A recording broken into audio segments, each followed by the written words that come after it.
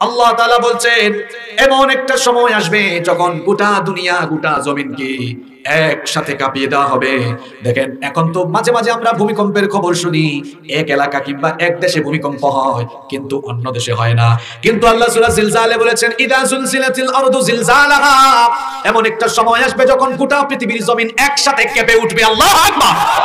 রব্বুল আলামিন কোরআনুল কারীমের 22 নম্বর সূরা সূরাতুল হাজ্জের প্রথম আয়াতে বলছেন ইয়া আইয়ুহান নাসুত্তাকু রাব্বাকুম ইন্না জালজালাতাস সাআতি শাইউন আযীম।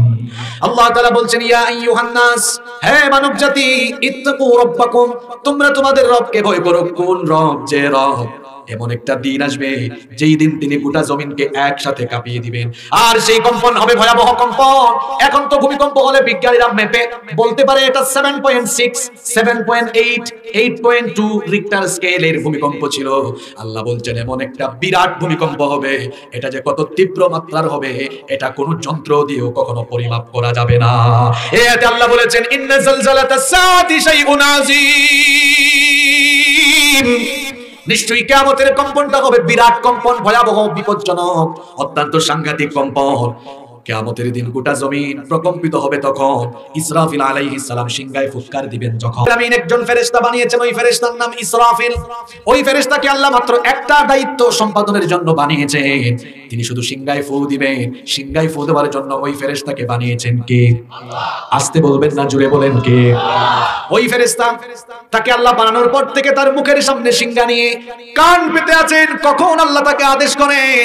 যখনই আল্লাহ তাকে আদেশ করবেন সঙ্গে সঙ্গে তিনি সিংহায় ফু দিবেন। ইসরাফিল আলাইহিস সালাম সিংহায় ফু দিবেন মোট 2 বার। আমার কথা বুঝে থাকলে সবাই বলেন কয়বার?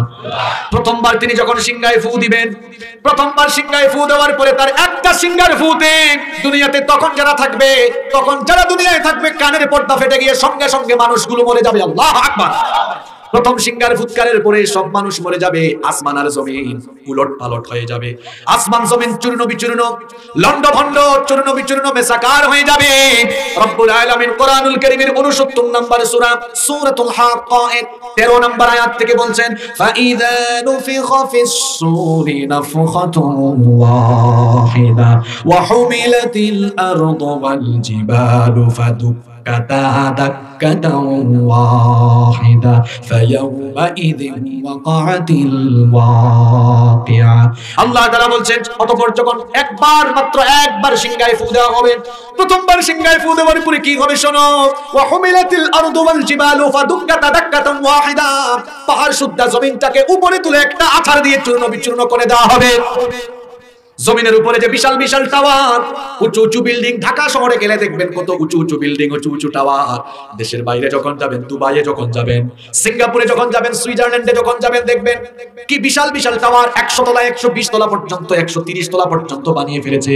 আল্লাহ বলছেন ইসরাফিল যখন প্রথমবার সিংহায় ফু মারবে এমন একটা ভূকম্পন হবে, ওই বিশাল বিশাল টাওয়ার, গাছপালা, জমিনের উপরে যা আছে সবকিছু মাটির তলায় চলে যাবে, চূর্ণ বিচূর্ণ হয়ে যাবে, মেসাকার হয়ে যাবে, কিচ্ছু থাকবে না। এই যে জমিনের উপরে আপনারা বিশাল বিশাল পাহাড় দেখেন, এই পাহাড়গুলোর অবস্থা কেমন হবে? আল্লাহ বলছেন ইয়াউমা তুরজুফুল আরদু ওয়াল জিবালু ওয়া কানাতিল জিবালু কাসীবান মাগীলা। আল্লাহ বলছেন প্রথমবার সিংহায় ফু দেওয়ার পরে পাহাড়গুলো বালুর মতো উড়ে যাবে, পাহাড়গুলো জমিন থেকে খুলে যাবে, বালুর মতো উড়ে যাবে। অন্য আয়াতে আল্লাহ বলেছেন পাহাড়ের অবস্থা এমন হবে ওয়া তাকুনুল জিবালু কালহিনিল মানফুশ। আল্লাহ তাআলা বলেছেন পাহাড়গুলো ধুনার তুলার মতো উড়ে যাবে, কিচ্ছু থাকবে না, সবকিছু লন্ডভন্ড হয়ে যাবে। কার হুকুমে? আল্লাহ তাআলা বলছেন কুল্লু মান আলাইহা ফান, সবকিছু ফান হয়ে যাবে, ক্ষয় হয়ে যাবে, লয় হয়ে যাবে। ওয়া ইয়াবকা ওয়াজহু রাব্বিকা যুল জালালি ওয়াল ইকরাম, কেবলমাত্র একজন মহামহিয়ান সত্তা অবশিষ্ট থাকবেন। গলার আওয়াজ বড় করে বলেন তিনি কে? প্রথম সিংহার ফুৎকারে যখন দুনিয়ার সব ধ্বংস হয়ে যাবে আল্লাহ তখন বলবেন ইয়া দুনিয়া, হে দুনিয়া, আইনা জিবালুক, তোর বুকের উপরে থাকা পাহাড়গুলো কোথায়? আইনা আনহারুকি, তোর বুকের উপরে প্রবাহমান থাকা নদ নদীগুলো কোথায়? আইনা আশজারুকি, তোর বুকের উপরে থাকা গাছপালাগুলো কোথায়? আল্লাহ বলবেন তোর বুকের উপরে দম্ভ ভরে অহংকারের সাথে চলাফেরা করা অহংকারীগুলো আজকে কোথায়? আল্লাহ বলবেন তোর জমিনের উপরে বিচরণ করা সেই জালিমগুলো কোথায় যারা মানুষের উপরে জুলুম করত? আল্লাহ প্রশ্ন করবেন, কিন্তু জবাব দেওয়ার তখন কেউ থাকবে?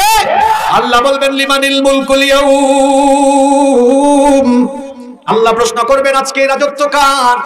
আজ ক্ষমতা চলবে কার? আপনারা তো জবাব দিয়েছেন, কিন্তু আপনারা তখন তো জবাব দেওয়ার জন্য অবশিষ্ট থাকবেন না, কেউ থাকবেন। আল্লাহ নিজে প্রশ্ন করে আল্লাহ নিজেই আবার উত্তর দিবেন, লিল্লাহিল ওয়াহিদিল কাহ্হার। আজ ক্ষমতা চলবে কার? কিচ্ছু থাকবে না। আল্লাহ সূরা জিলজালের প্রথম আয়াতে বলছেন দুনিয়ার বিল্ডিং ওয়ালারা এখান থেকে শিক্ষা নেন, বাড়ি একটা বানায়া মার্কেট একটা করে বেশি বাহাদুরি দেখায়েন না। চোখের পলকে সকাল বেলার বিল্ডিং ওয়ালাকে বিকাল বেলায় রাস্তার ফকির বানায়া দিতে পারেন কে? ফেসবুকে দেখেন নাই, তুরস্কে এক ভাড়াটিয়া, ভাড়া বেশি, বাড়িওয়ালাকে ভাড়া দিতে পারে না, বাড়িওয়ালা বের করে দিয়েছে। ওই রাতে ভূমিকম্প হলো, সকালবেলা বাড়িওয়ালা আর ভাড়াটিয়া একটা বলছে। কি বুঝলেন আপনি ভূমিকম্পের এই সূরা থেকে? প্রথম আয়াত থেকে শিক্ষা নেন, বেশি বাহাদুরি দেখায়েন না মিয়া। আপনার বিল্ডিং সুদ্ধা রাতের বেলা ঘুমের মধ্যে মাটির তলায় ধসায় দিতে পারেন কে? এই আয়াতের প্রথম শিক্ষা হলো টাকার অহংকার করা যাবে না, বাড়ি গাড়ি ক্ষমতা কিচ্ছুর অহংকার করা যাবে না। রাতের বেলার বাড়িওয়ালাকে সকাল বেলায় তাবুর নিচে যিনি রাখতে পারেন তিনি কে? সকাল বেলার ক্ষমতাওয়ালাকে বিকাল বেলা ক্ষমতা হারা ভিখারি বানায়া দিতে পারেন কে?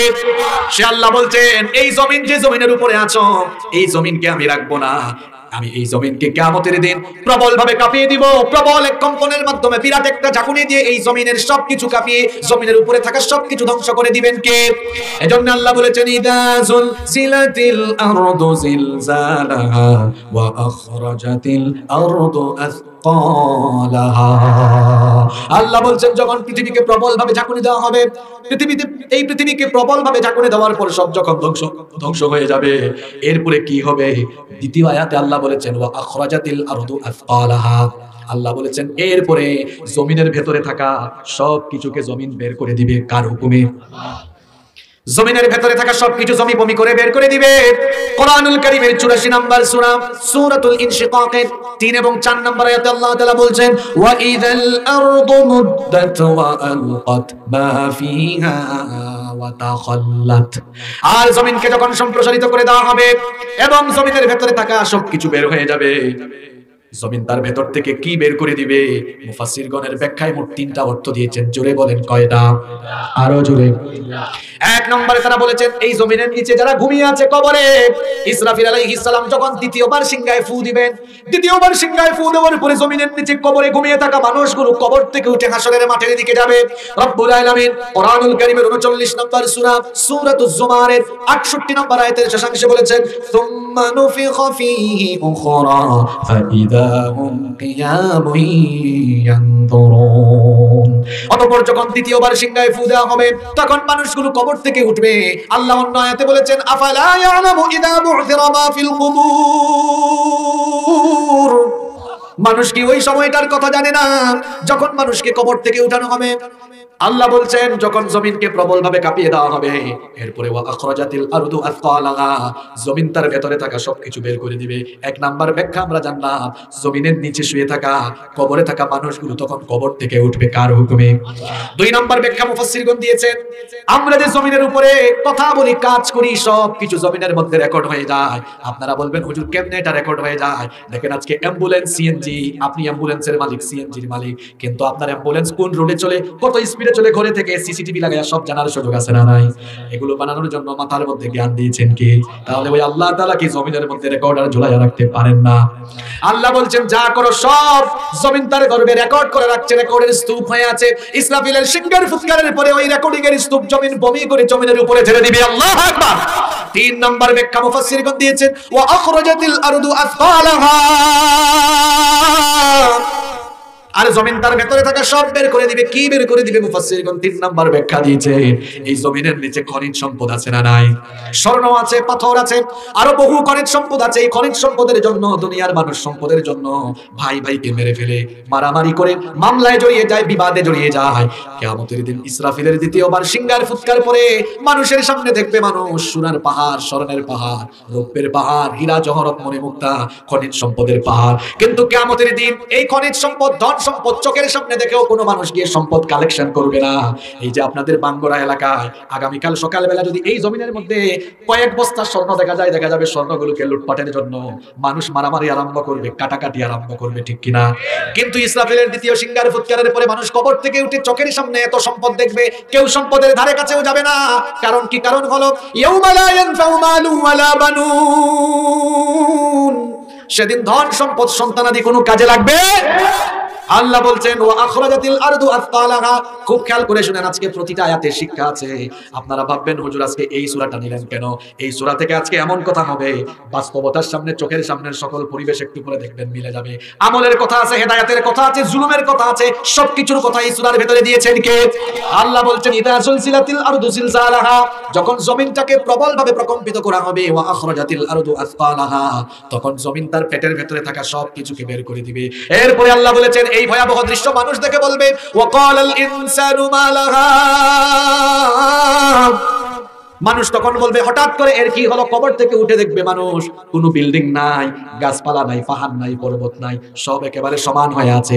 ভয়ঙ্কর অবস্থা দেখে মানুষ বলবে ভয়ঙ্কর অবস্থা কেন? এখন তো শরীরে কাপড় চোপড়, কবর থেকে মানুষ কেমনে উঠবে জানেন নাকি? নবীজি বলেছেন ইহশারুন নাসু ইয়াউমাল কিয়ামাতি হুফাতান মুশাতান গারলা, কবর থেকে মানুষরা যখন হাসরের মাঠে যাবে উলঙ্গ অবস্থায়, খাতনাবিহীন অবস্থায়, খালি পায়ে নগ্ন পদে উঠবে। আম্মা জান আয়েশা রাদিয়াল্লাহু আনহা এই কথা শুনে নবীজিকে বললেন ওগো আল্লাহর নবী, যদি গায়ে কাপড় চোপড় না থাকে আমার কি লজ্জা লাগবে না? কেমনে আমি উঠবো? নবীজি বললেন আয়েশা গো শোনো, কিয়ামতের দিন এত কঠিন, 9 কোটি 30 লক্ষ মাইল দূরের সূর্য মাথার একেবারে কাছে চলে আসবে, জমিন তামা হয়ে যাবে, মাথার চামড়ি ফেটে গুনাহগারদের মগজগুলো বের হয়ে যাবে, মানুষগুলো এত হয়রান হবে, পিপাসার যন্ত্রণায় কাতর হয়ে গিয়ে জিহবা বের হয়ে কুকুরের মতো নাভিস্থল পর্যন্ত ঝুলে থাকবে। আল্লাহু আকবার। কঠিন সেই দিনে মানুষ কি আর উপরের দিকে তাকাবে? নিচের দিকে তাকায় যে নফসি নফসি আরম্ভ করবে, উপরের দিকে তাকানোর সাহস মানুষ করবে না। মানুষ কবর থেকে উঠে দেখবে কিচ্ছু নাই, মানুষ বলবে হায় হায় হায় কি হলো হঠাৎ করে, আজকে কি হলো? আল্লাহ সূরা ইয়াসিনের মধ্যে আরো সুন্দর করে বলেছেন, কবর থেকে উঠে মানুষ বলবে ক্বালু ইয়া ওয়াইলানা মান বা'আথানা মিন মারকাদিনা, মানুষ কবর থেকে উঠে বলবে ইয়া ওয়াইলানা, দুর্ভোগ, আফসোস, মান বা'আথানা মিন মারকাদিনা, কে আমাদেরকে কবরের ঘুম থেকে ভাঙালো, কে কবর থেকে উঠায় দিল? আওয়াজ আসবে হাদা মা ওয়া'দার রহমান, এটা হলো রহমানের ওয়াদা। রহমান কে? আর জোরে রহমান কে? আর রহমান আল্লামাল কোরআন খালাকাল ইনসান আল্লামাহুল বায়ান। রহমান হলেন তিনি, কোরআন শিখিয়েছেন যিনি, রহমান হলেন তিনি, ইনসান বানিয়েছেন যিনি, রহমান হলেন তিনি, কথা বলা শিখিয়েছেন যিনি। মানুষ কবর থেকে উঠে বলবে আজকে কি হলো? সব কেন ধ্বংস হয়ে গেল? আওয়াজ আসবে হাদা মা ওয়া'দার রহমান, এটা রহমানের ওয়াদা করা দিন, কিয়ামত হবে, একদিন কিয়ামতের ঘটনা ঘটবে, এই ওয়াদা করেছেন কে? মানুষ যখন বলবে ওয়াকালাল ইনসানু মা লাহা, কি হলো এই দুনিয়া? আওয়াজ আসবে হাদা মা ওয়া'দার রহমান ওয়া সাদাকাল মুরসালুন, এটা রহমানের ওয়াদা, রহমান তার ওয়াদা মানুষকে জানিয়েছিলেন রাসূল দ্বারা, নবী দ্বারা, পয়গম্বর দ্বারা। আজকে নবী রাসূলদের সেই কথা সত্য হতে চলেছে, রহমানের ওয়াদা আজকে সত্য হতে চলেছে। আজকে সেই কিয়ামতের দিন যখন এই আওয়াজ মানুষের কানে আসবে, আপনারা বলেন তো বেনামাজি, পাপী তাপী, সুদখোর, ঘুষখোর, জালিম, পাপী তাপী লোকদের কলিজায় তখন ভয় বাড়বে না কমবে? এজন্য আল্লাহ বলেছেন এই কথা শোনার পরে এক শ্রেণীর মানুষের কলিজা কেঁপে উঠবে, কুলুবু ইয়াউমাইদিন ওয়াজিফাতুন আবসারুহা খাশিআ, পাপী তাপীদের কলিজা কেঁপে উঠবে, চক্ষু নত হয়ে যাবে। কিন্তু এক শ্রেণীর মানুষ ইমানদার যারা ভীত বিহব্বল হবে না তারা, আল্লাহ তাদের ব্যাপারে বলছেন লা ইয়াহজুনুহুমুল ফাযাউল আকবার ওয়া তাতালাক্কাহুমুল মালাইকা হাযা ইয়াউমুকুমুল্লাযী কুনতুম তুআদুন। আল্লাহু আকবার। ইমানদার যারা ভীত বিহব্বল হবে না তারা, ইমানদারদেরকে ফেরেশতারা এসে বলবে আল্লাহর বান্দা তোর জন্য কোনো ভয় নাই, টেনশন নাই, আল্লাহর জান্নাতে ঢোকার জন্য তুমি প্রস্তুত হয়ে যাও। আল্লাহ সেই সকল ইমানদারদের কাতারে আমাদেরকে শামিল করে দাও। হায় হায় হায়, আরো আস্তে বলেন আমিন, আরো আস্তে আমিন। এত সুন্দর সূরা হয়ে শুরু হয়েছে, আপনারা কি ঘুমায় যাচ্ছেন নাকি? কি শেষ করে দিব? এই প্রথম 3টা আয়াত তো ভূমিকা দিলাম, এরপরে আপনারা ভয় পাইয়েন না, খুব অল্প সময়েই শেষ হবে। আমি অসুস্থ, লম্বা কথা বলতে পারবো না। এই এখন যে আয়াত বলবো, এই 4 নাম্বার আয়াত থেকে দারুণ কথা হবে, বলবো তো? আল্লাহ বলেছেন ইদা জুলজিলাতিল আরদু জিলজালাহা, যখন জমিনকে প্রবলভাবে প্রকম্পিত করা হবে, ওয়া আখরাজাতিল আরদু আসকালাহা, এরপরে জমিন তার ভেতরে থাকা সব কিছুকে বের করে দিবে। ওয়া ক্বালাল ইনসানু মা লাহা, কবর থেকে উঠে মানুষ বলবে হায় হায় আজকে কি হলো? আল্লাহ তাআলা বলছেন ইয়াউমা ইদিন তুহাদ্দিসু আখবারাহা। যুবকরা আছে নাকি এখানে? হ্যাঁ, যুবকরা ভালো করে শুনবেন ভাই। আল্লাহ বলছেন ইয়াউমা ইদিন তুহাদ্দিসু আখবারাহা, সেদিন জমিন সব খবর বলে দিবে। খবর, প্রশ্ন হতে পারে কিসের খবর? নবীজি সাহাবীদের সামনে এই আয়াত তেলাওয়াত করলেন, এরপরে নবীজি সাহাবীদেরকে প্রশ্ন করলেন, ও আমার সাহাবীরা, আতাদরুনা মা আখবারুহা, তোমরা কি জানো নাকি জমিনের খবর কি? সাহাবীরা তখন বললেন আল্লাহু ওয়া রাসূলুহু আ'লাম, এ ব্যাপারে আল্লাহ এবং তার রাসূল সবচাইতে ভালো জানেন। নবীজি তখন বললেন ফা ইন্না আখবারুহা আন তাশহাদা আলা আবদিন আও আমাতিন আলা যাহরিহা তাকুলু কাযা ওয়া কাযা। নবীজি বললেন জমিনের খবর হলো তোমরা জমিনের উপরে যা কিছু করো, জমিন তার নীরব সাক্ষ্য হয়ে আছে। কিয়ামতের দিন তোমাদের সকল কাজকর্ম জমিন আল্লাহর কাছে ফাঁস করে দিবে। ভালো করে শুনেন, এই জমিনের উপরে জিনা করিয়েন না। এখন জমিন নীরব, জমিন নিরীহ, জমিনের জবান বন্ধ, আমাদের জবান খোলা।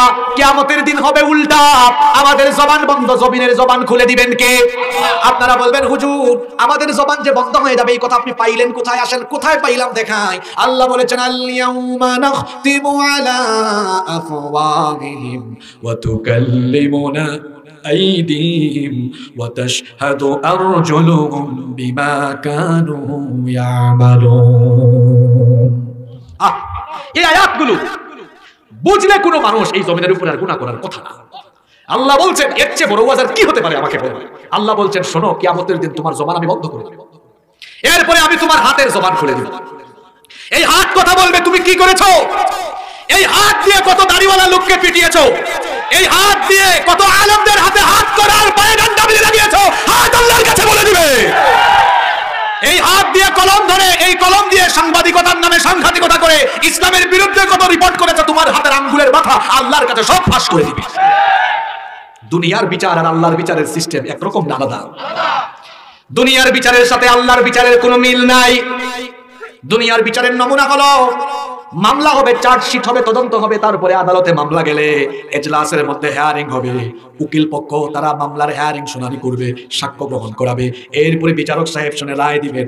মাঝে মাঝে এমন হতে পারে উপরের প্রেসারে রায় যাওয়ার কথা ছিল একদিকে চলে যেতে পারে আরেক দিকে। কিন্তু আল্লাহর বিচারে এইরকম কোনো সিস্টেম নাই, আল্লাহর বিচারে কোনো জুলুম নাই। আমরা মাঝে মাঝে বিচারের নামে অবিচার করে মানুষের উপরে জুলুম করি, আমরা মাঝে মাঝে বিচারের নামে অবিচার করে নিরপরাধীকে অপরাধী বানাই আর অপরাধীগুলোকে নিরপরাধী বানাই। কিন্তু আল্লাহ এমন নন, আল্লাহ হচ্ছেন আলাইসাল্লাহু বিআহকামিল হাকিমিন, তিনি শ্রেষ্ঠ বিচারক। তিনি কারো উপরে বেইনসাফি করেন না, জুলুম করেন না। এই দুনিয়াতে জন্ম থেকে নিয়ে মৃত্যু পর্যন্ত আমি আর আপনি যা করেছি সব আল্লাহ জানেন কি জানেন না? জানার পরে আল্লাহ একতরফা বিচার করবেন না, একেবারে সাক্ষ্য প্রমাণের ভিত্তিতে আল্লাহ প্রমাণ করাইয়া দিবেন বান্দা অপরাধী। আল্লাহর বিচারের সিস্টেম দেখেন, কোনো উকিল নাই, কোনো হেয়ারিং নাই, কিছুই নাই, জবানটা বন্ধ করে দেওয়া হবে। আল্লাহ বলছেন তোমার হাত কথা বলবে, এই হাত সব কুকর্ম ফাঁস করে দিবে। হাত দিয়ে কোথায় কোথায় অপকর্ম করেছো, এই হাত দিয়ে কোথায় চাঁদাবাজি করেছো, এই হাত দিয়ে কোথায় কোথায় হাতের অপব্যবহার করে জুলুম করেছো, হাত বলে দিবে। পা বলে দিবে, পা দিয়ে হেঁটে হেঁটে হেঁটে হেঁটে কোথায় গিয়ে কি করেছো পা বলবে। অন্য আয়াতে আল্লাহ বলেছেন হাত্তা ইদা মা জাউহা শাহিদা আলাইহিম সামউহুম ওয়া আবসারুহুম ওয়া জুলুদুহুম বিমা কানু ইয়ামালুন। শুধু হাত আর পা নয়, আল্লাহ বলেছেন শাহিদা আলাইহিম সামউহুম, তোমাদের এই কান কথা বলবে।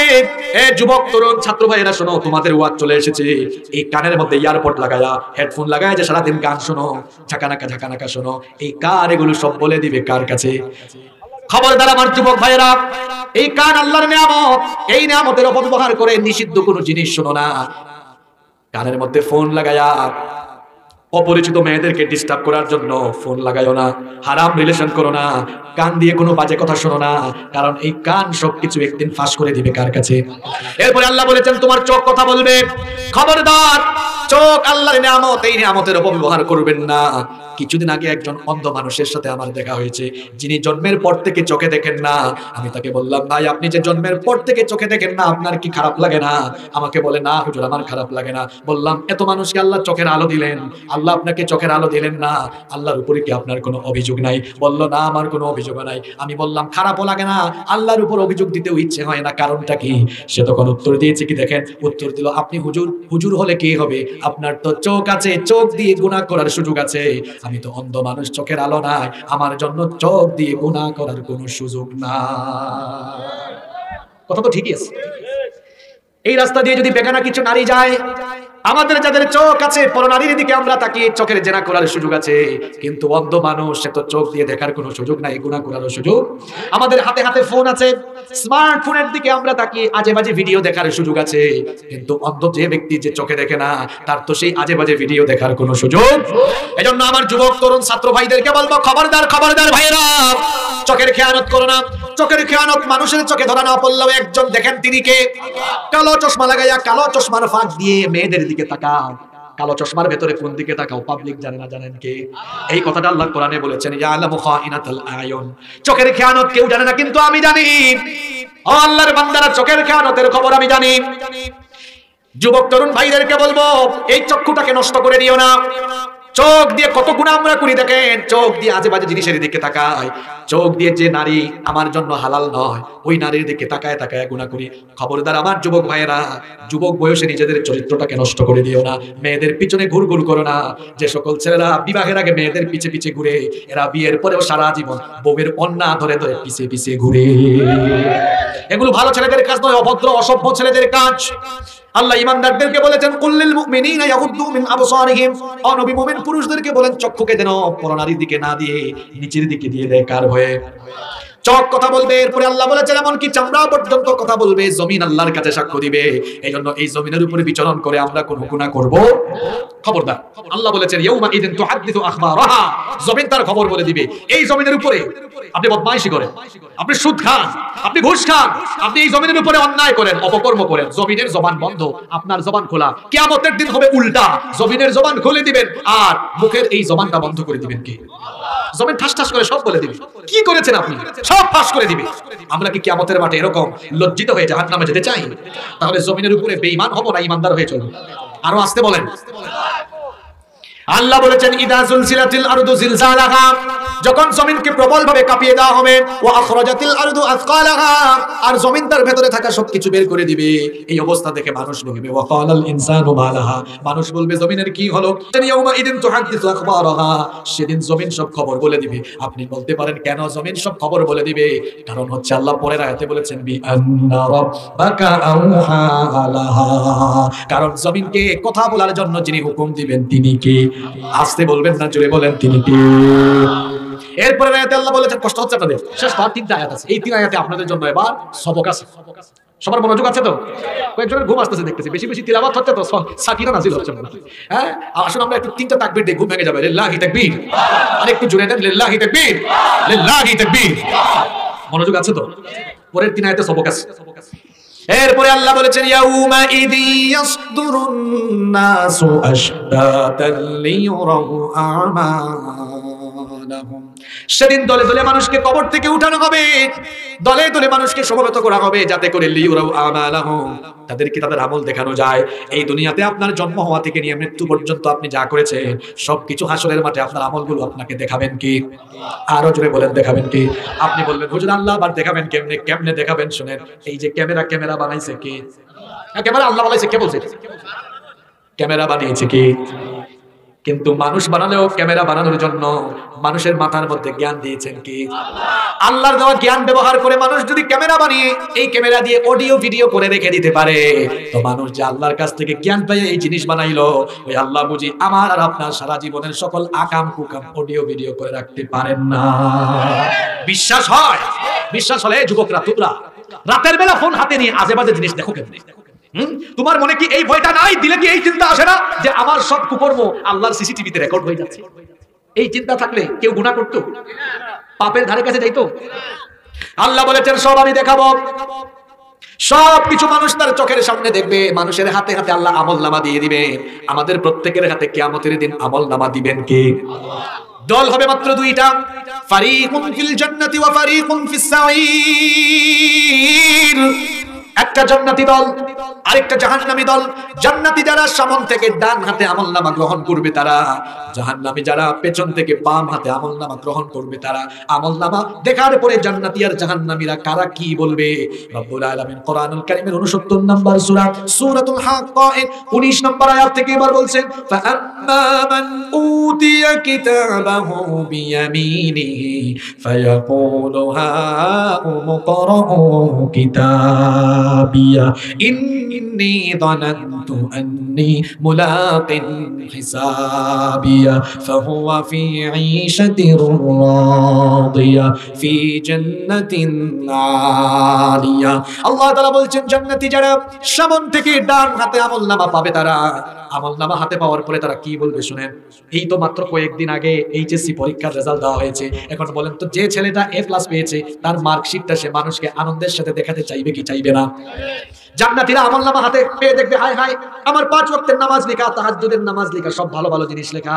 সে তখন আমলনামা হাতে পেয়ে বলবে, দেখো দেখো দেখো দেখো আমার আমলনামা পড়ে দেখো, আমার আমলের দিকে সবাই তাকাও।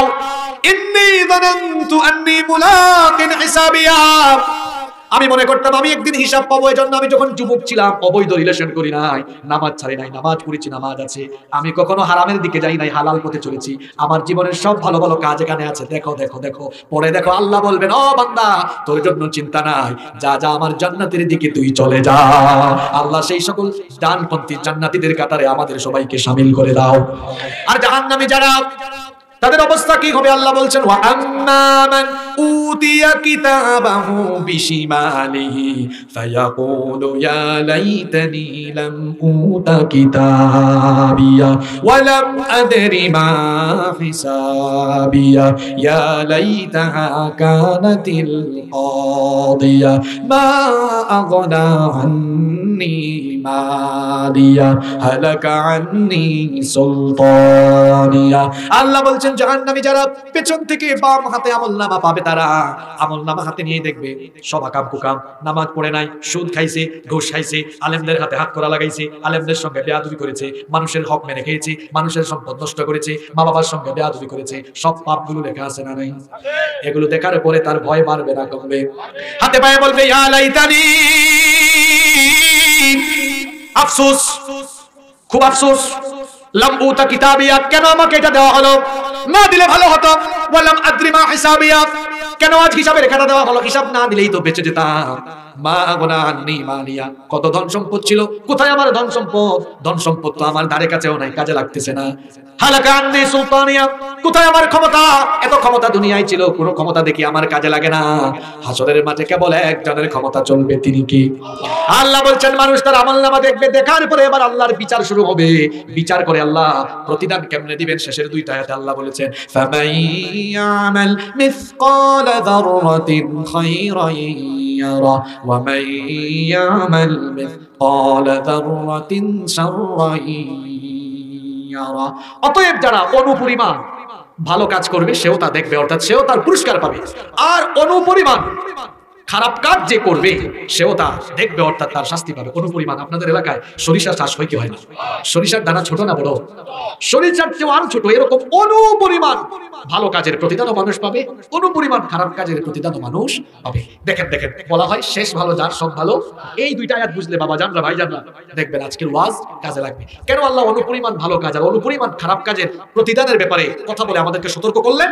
কারণ হলো আমরা যেন ভালো কাজ অল্প হলে ওইটাকে যেন অবহেলা না করি, আবার গুনার কাজ সেটা যদি একদম হালকা হয় ওইটাও যেন আমরা বর্জন করি। কেন? কারণ ছোট একটা গুনাহ, এটা আপনি করবেন, এরকম আরেকটা করবেন, এরকম আরেকটা করবেন, এরকম অনুপরিমাণ ছোট ছোট অনেকগুলো গুনাহ করতে করতে দেখা যাবে গুনাহের বিশাল পাহাড় হয়ে গেছে।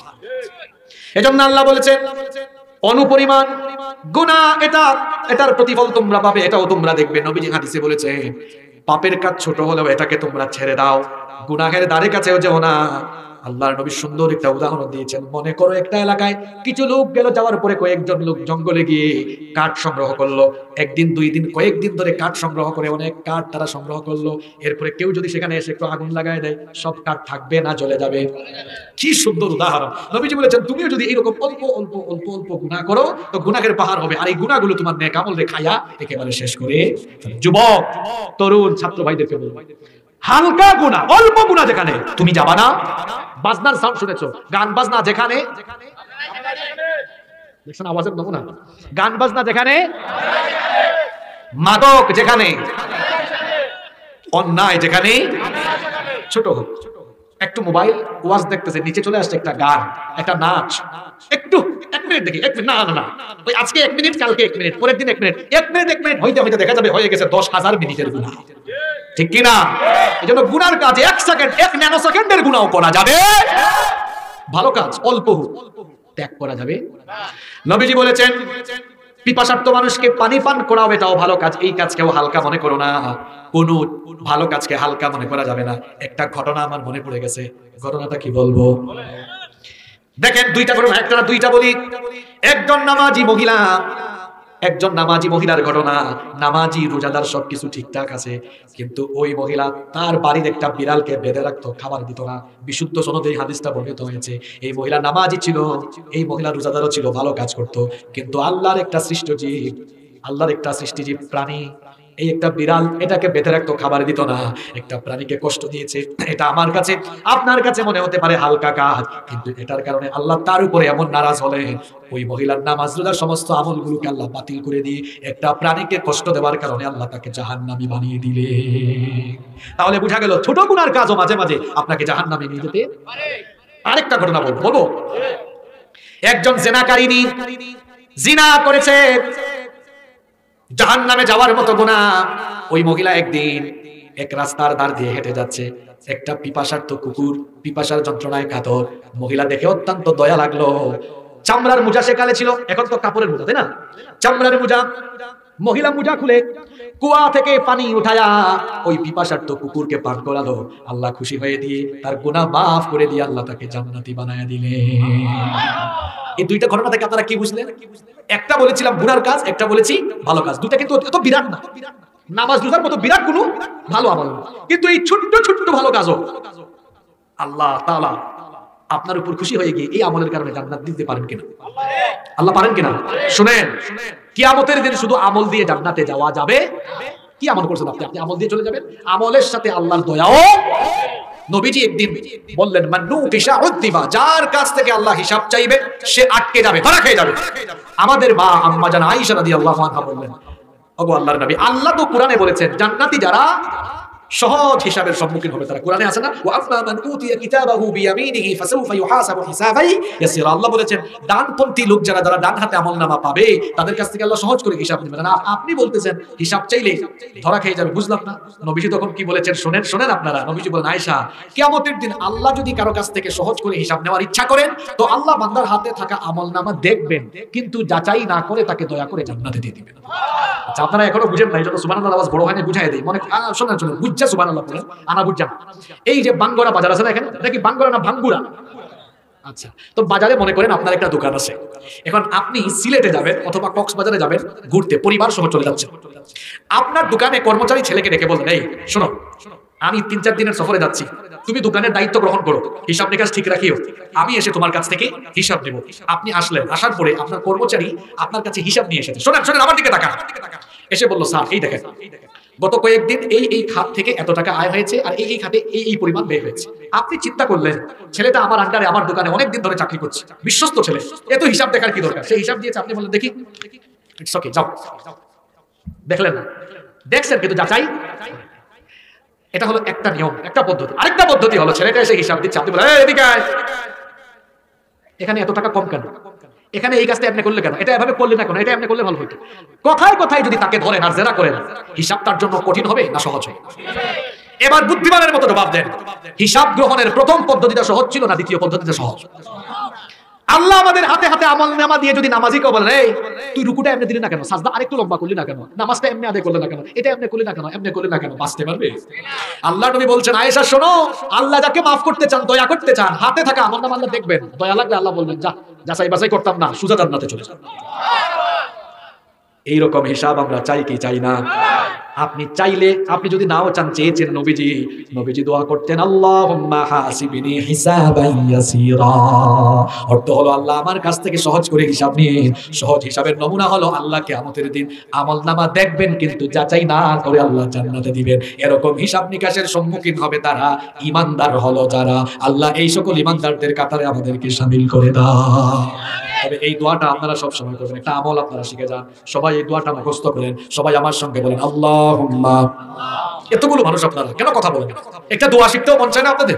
আল্লাহুম্মা হাসিবনি হিসাবান ইয়াসীরা। একবার বলছি তো, আরো দুইবার বলে মুখস্থ হয়ে যাবে। বলেন, আল্লাহুম্মা হাসিবনি হিসাবান ইয়াসীরা, আল্লাহুম্মা হাসিবনি হিসাবান ইয়াসীরা। এই হলো সূরা জিলজালের সংক্ষিপ্ত তাফসীর। এখন আসেন, কি শিখলাম এই সূরা থেকে? আমরা একটু জেনে নেই। এই সূরা থেকে আমরা 6টা জিনিস শিখেছি। কয়টা? এই 6টা জিনিস মুখস্থ করতে পারবেন না? এক নম্বর, আমরা শিখেছি, প্রথম আয়াত থেকে শিখেছি যে জমিনের উপরে আছি, এই জমিনকে আল্লাহ যে কোনো সময় কাঁপাই আমাদেরকে ধ্বংস করে দিতে পারেন। সুতরাং আজকের ওয়াজ থেকে এক নাম্বার শিক্ষা নিলাম, এই জমিনের উপরে আমরা কোনো গুনাহ করব না, কারণ জমিনের মালিক আমরা নই। যে কোনো সময় জমিনের নিচে গেড়ে দিতে পারেন কে? এক নাম্বার শিক্ষা, এই জমিনের উপরে কোনো আকাম কুকাম করব। দুই নাম্বার, যে ধন সম্পদের জন্য আমরা এত মারামারি করি, ধন সম্পদ কামাইতে গিয়ে নামাজও পড়ি না। 2 নম্বর আয়াতে কি পড়ছিলাম আমরা? যে জমিন সব বের করে দিবে, মানুষ ধন সম্পদ দেখে তাকাবেও না, নফসি নফসি নফসি। সুতরাং ওই সম্পদের জন্য দুনিয়ায় নামাজ কাজা করব না, ওই সম্পদের জন্য ঘুষ খাবো না, দুর্নীতি করব না, হারাম পথে সম্পদ কামাবো। হারাম খাইলে তো বডি হারাম, এই হারাম বডি নিয়ে হজে গেলেন দোয়া কবুল হবে? ইবাদত কবুলের পূর্ব শর্ত হলো হালাল খাওয়া। হারাম খাইয়া হাজি সাহেব হজ কইরা কোনো লাভ হবে? 5 নম্বর শিক্ষা। 3 নম্বর শিক্ষা হলো, জমিন কিন্তু রেকর্ড করে রাখতেছে সব। সুতরাং জমিনের উপরে এমন কোনো নাপাকির কাজ, অন্যায় কাজ করবো না যার কারণে কিয়ামতে লজ্জিত হব। এজন্য এখনই আমাদের সাবধান হওয়ার দরকার আছে না নেই? আরো জোরে বলেন। 4 নম্বর শিক্ষা হলো, এই কবর, এখান থেকে আমরা একদিন উঠবো, নিজের চোখে আমলনামা দেখবো। এজন্য নিজের খাতাটা এমন ভাবে আমরা দুনিয়াতে তৈরি করে যাব যাতে কিয়ামতে আর আফসোস না করি, কারণ সেদিন আফসোস করে কোনো লাভ হবে? সময় থাকতে নামাজি হওয়ার দরকার আছে না নাই? সময় থাকতে আমলদার হওয়ার দরকার আছে না নাই? 5 নম্বর শিক্ষা হলো, গুনার কাজ একেবারে তুচ্ছ হোক, এটাও ডিরেক্ট বাদ করবো না, ধারে কাছেও যাবো। 6 নম্বর শিক্ষা হলো, ভালো কাজ অল্প হোক ছাড়বো। বলেন তো, এই যে 6টা শিক্ষা আজকের আলোচনা থেকে আমরা শুনলাম, এই 6টা কাজ যদি আমরা ডেইলি ঠিক রাখতে পারি, আমরা জান্নাতে যাওয়ার সুযোগ আছে না নাই? আসুন সূরা জিলজালের আলোকে যে 6টি জিনিস আমরা শিখলাম, এর আলোকে আমরা আমাদের জীবন পরিচালনা করি। আল্লাহ তাআলা আমাদের সকলকে, সবাইকে সেই তৌফিক দান করেন। আমরা সবাই বলি আমিন।